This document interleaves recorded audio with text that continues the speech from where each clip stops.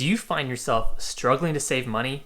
Do you get your paycheck only to see it all disappear to pay off rent, groceries, student loans, credit card debt, whatever? If you feel like you're drowning in money problems and are desperate to get out, but don't know where to start, I'm going to show you how to use one of the most important tools in personal finances to solve this problem: a budget.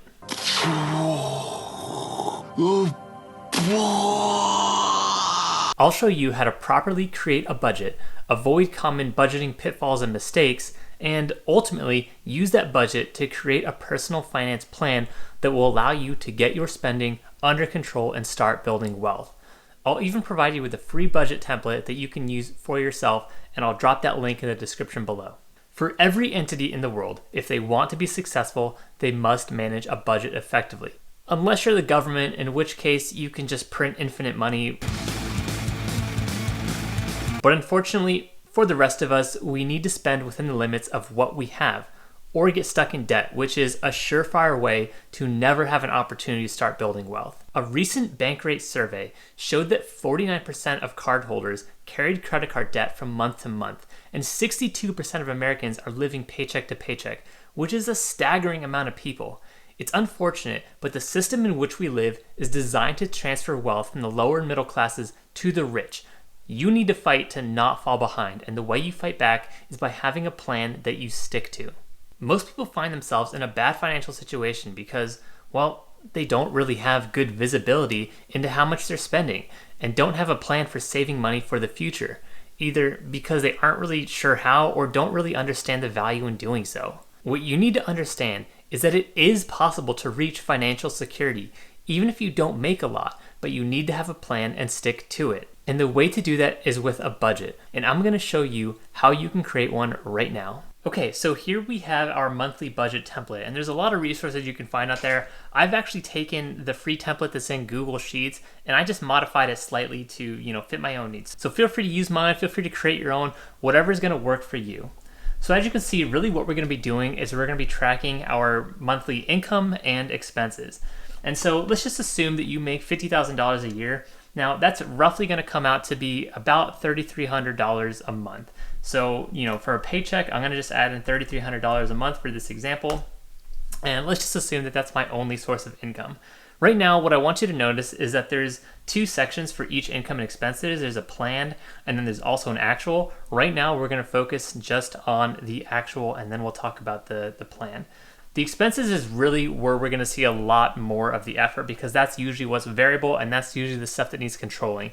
So in order to input the expenses here, I've actually have this second sheet, which I want you to use to track every single expense you make in the month. So every single purchase, I want you to log this right here, and I'm going to do that right now.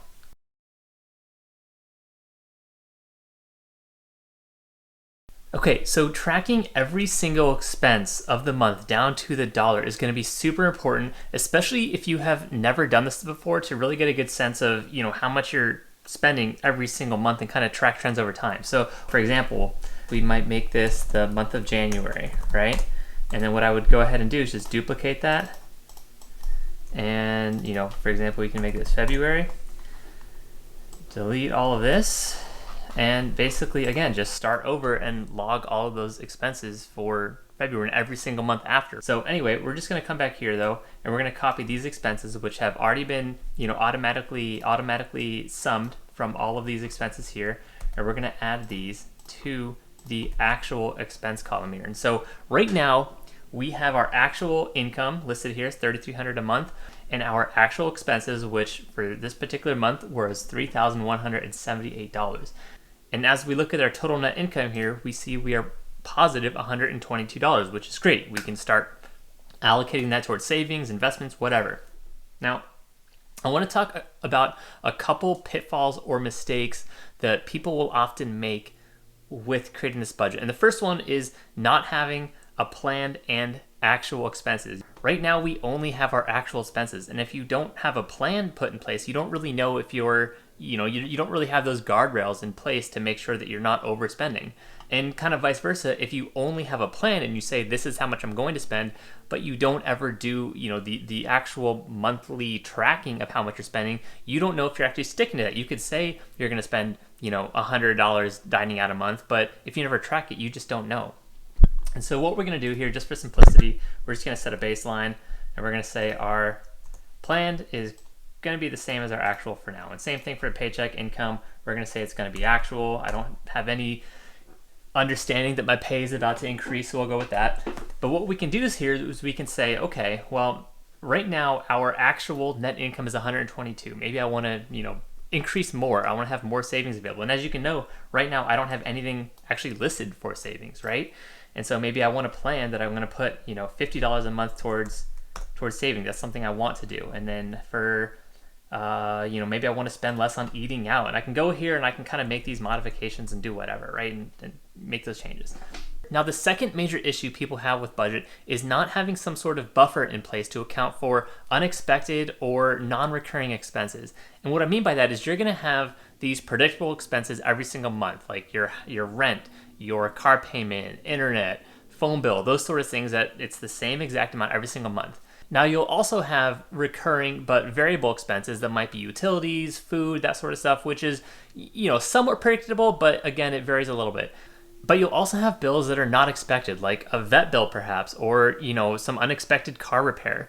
And you'll also have bills that are not necessarily unexpected, but they're not recurring every single month. So example might be, a major purchase. Maybe you're going to buy a new computer or a new phone, or maybe travel. So these expenses, while not unexpected, you still need to allocate money for them throughout the year, because if you have every last dollar available being allocated to what you're spending every single month, you don't really have anything saved up for those unexpected or, one-off expenses. And that's going to make you much more likely to turn to, a credit card to pay for basically stuff that you don't have the money for. That's why I always recommend having a little bit of buffer built into your monthly budget so you can set money aside to pay for either those unexpected or large non-recurring expenses. So for example, let's say we were planning a big travel trip at the end of the year, and let's say we were going to spend a big trip. We've been really excited to go. We want to do a big Europe trip or something, and we're going to spend $4,000 on this trip. That's a high roller, dog. Now, if we split that cost up, again, we're not going to be spending this every single month, but if we split that cost up over 12 months, that's going to be roughly $333. So let's go ahead and add that in here. And now what you'll notice is that when I add that in, my net income actually becomes negative. And so at this point, I'm basically losing money every single month, which is a really bad place to be. And so this is where it's really important to go back to that plan and say, okay, now that I'm accounting for these things that before I didn't have visibility into, right? I had this trip planned in the future, but if I wasn't setting aside money every single month now to pay for it, when that bill comes, I'm going to, again, have to turn to a credit card or some sort of other source to get money to pay for something that I currently don't have the money for.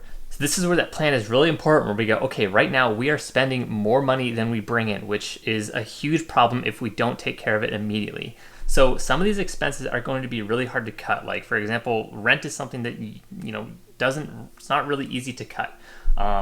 But I can look at some of these other expenses that are more discretionary, like personal or dining out. I can say, I'm going to do less of that. I'm going to eat at home. I'm not going to go and go do as many expensive things out. And I can find ways to say I'm going to spend $170 here. And here I'm going to bring this down to, $150. And, right here, look at the plan. If I stick to this plan, I'm still negative $3. So I'm going to say, you know what? I'm going to take $3 out of here dining out, $147. We're going to do that. And now, right now, with this current plan, I am breaking even. But my actual expenses, again, is still negative $211.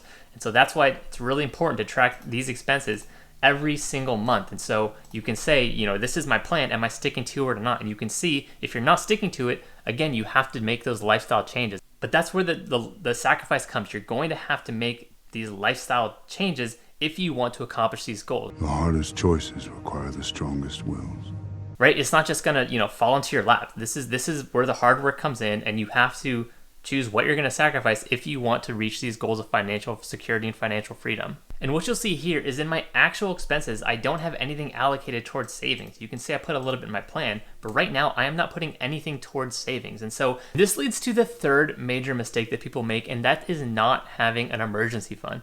So an emergency fund should be enough set aside to cover for, at a minimum, 3 months of living expenses. And this is meant to cover you in the event that you get laid off from your job, or perhaps you have a medical incident that doesn't allow you to work. And so this should allow you to live for those couple of months until you get back on your feet. Now, a lot of people who don't have this emergency fund set aside, when they encounter one of these unexpected emergency, expenses, they are forced to turn to a credit card to pay off that bill. And then that kind of just starts the whole spiral of getting into credit card debt, which is so hard to pull yourself out of because those interest payments are just so high. And if you already don't have enough money to cover your expenses, as you take on this credit card debt, you're now just adding more expenses because of all the fees you're paying in interest. So that's why it's super important in your monthly budget to allocate some to build up that emergency fund and ultimately just larger savings in general. But you're saying, well, hold on, how do you expect me to just set aside 3 months of living expenses? I'm barely making it as it is. And that's where this budget is really critical. Of course, you're not going to be able to immediately set aside $10,000 or whatever it is you need to live for 3 months or more. But by including this allocation to your emergency fund monthly in your budget, whether that's $50 or $100 per month, over time, you'll be able to set that aside and save up. So when you have that emergency expense that inevitably happens, you're ready for it. And yes, at first it can take a while, but this is where the discipline comes in and you have to stick with it. But you can only do this if you start now to know exactly what you're spending and balance that with what you can actually afford to spend, including putting money away for the future. A budget is the foundation and is absolutely essential if you want to effectively control your spending, prevent taking on unnecessary debt, and ultimately allow you to save, invest, and build wealth. Now, after building a budget, a lot of people see that they're overspending or that they have so much debt from different sources, they don't really know how to best manage or pay off their debt. If this sounds like you, stick around in my next video where we'll use this budget to help build a plan to optimize your spending to reduce your debt as soon as possible. See you in the next video, and venture on.